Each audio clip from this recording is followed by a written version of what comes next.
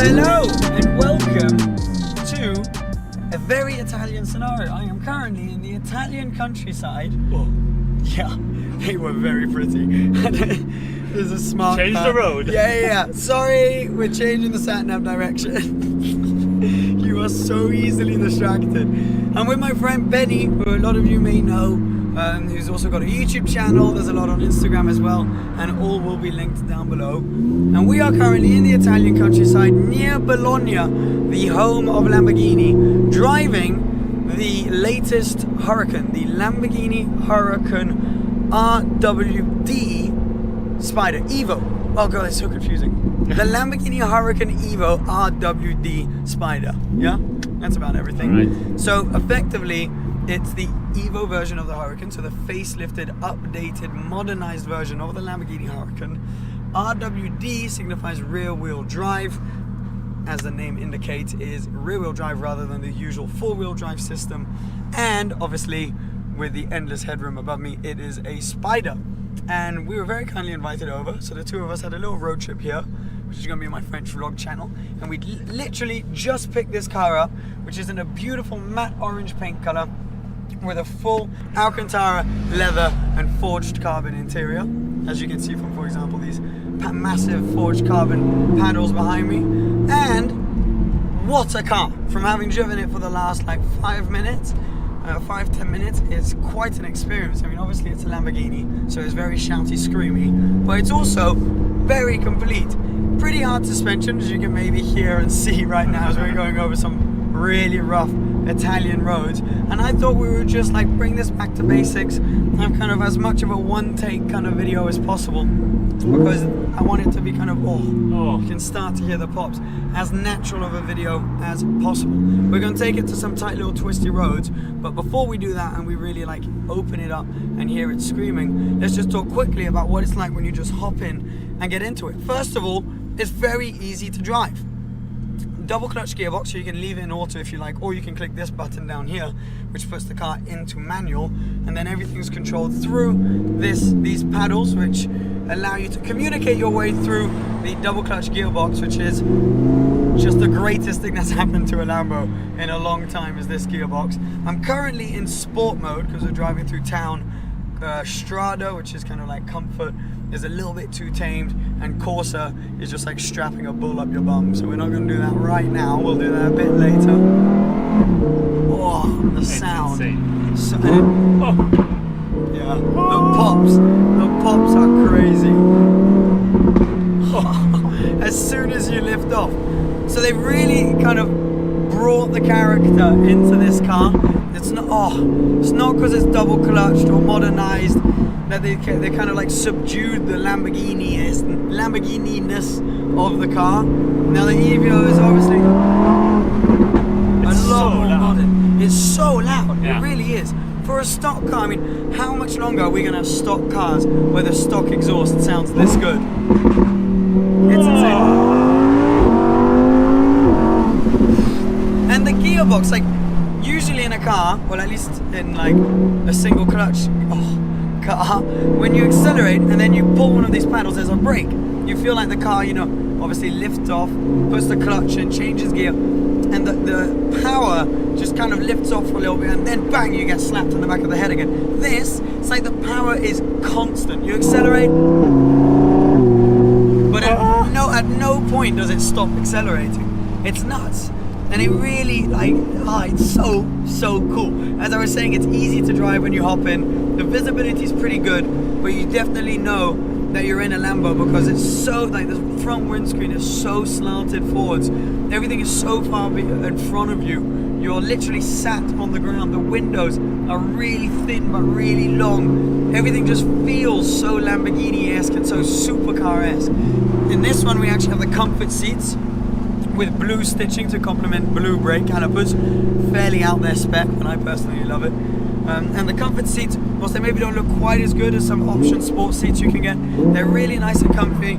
In Strada, the car's not crazy loud, it's pretty comfortable, and you can just leave it in auto and cruise. But where's the fun in that? Yeah. What we want is sport mode and some acceleration. Oh, what a beast. Right, We're gonna get onto some twisties in a little bit, so we'll catch up with you then. Benny, I want you to have a go. Thank you so much. I want to get your reaction. I Right. want to see my reaction. Oh, wait, there's a car coming. Run. We just stopped at a bus stop. Look at it. It's so sick. By the way, this is where your cup holder is. There's another one down here, but you can't put too much because this is a bit low, but it's very hidden. You need to... I was looking and I was like, what? There's... Oh my God. I think it suits you really well, actually. Thank you so much, you too. Yeah. And visibility is pretty good, right? Oh, It's acceleration. Oh. Acceleration.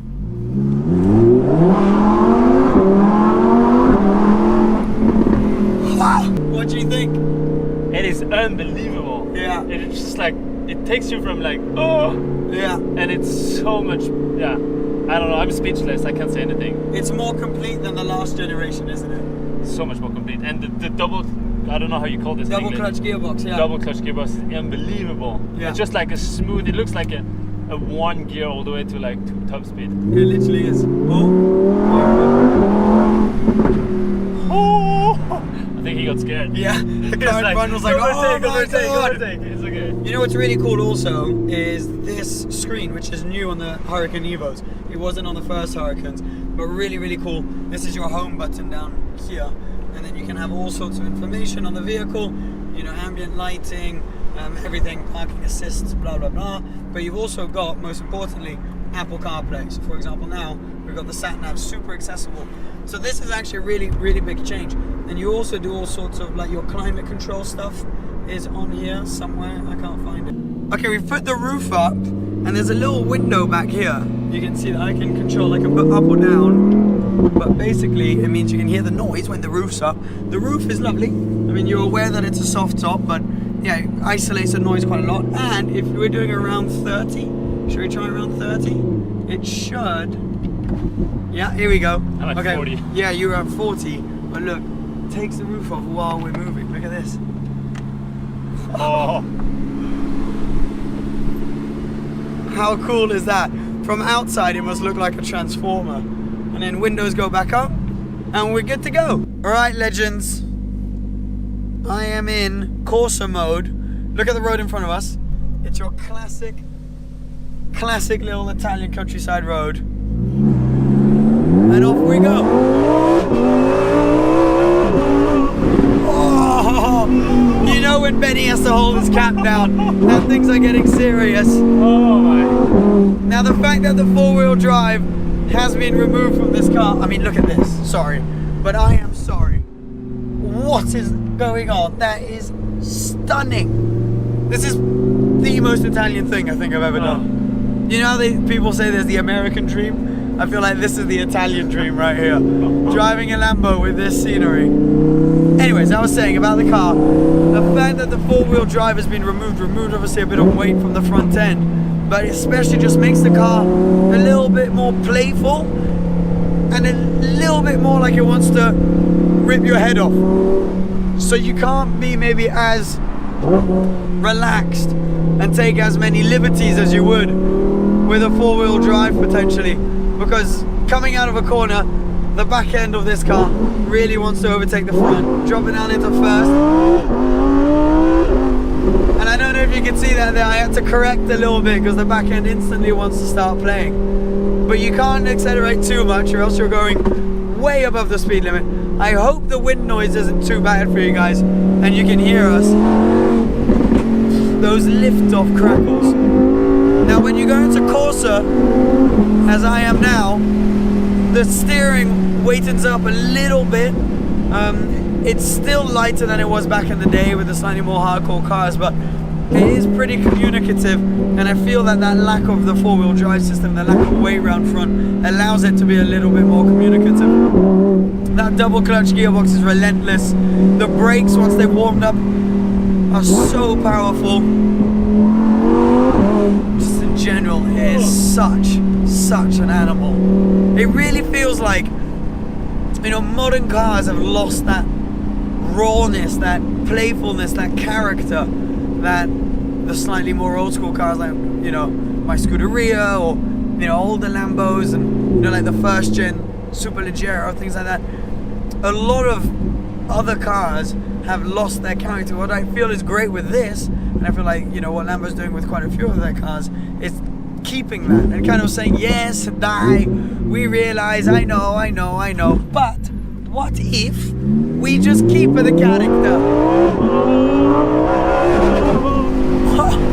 We hit the limiter then.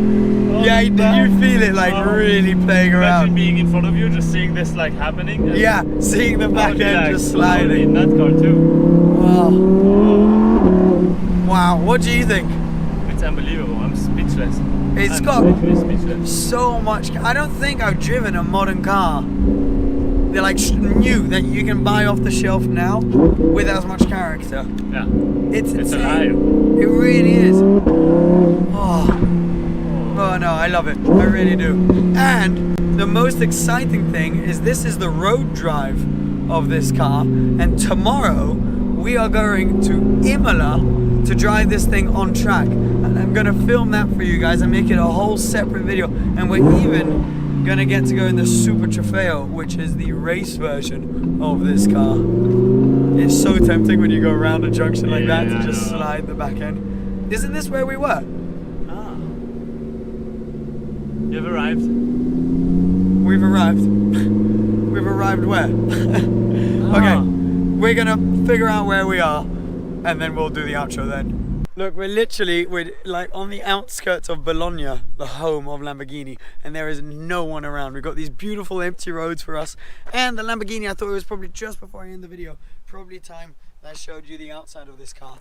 It is a really cool matte orange with those blue calipers I mentioned, and those matte grey rims as well. We got Benny looking well in place there. I'm ready. Suits you really nicely. What a beautiful car.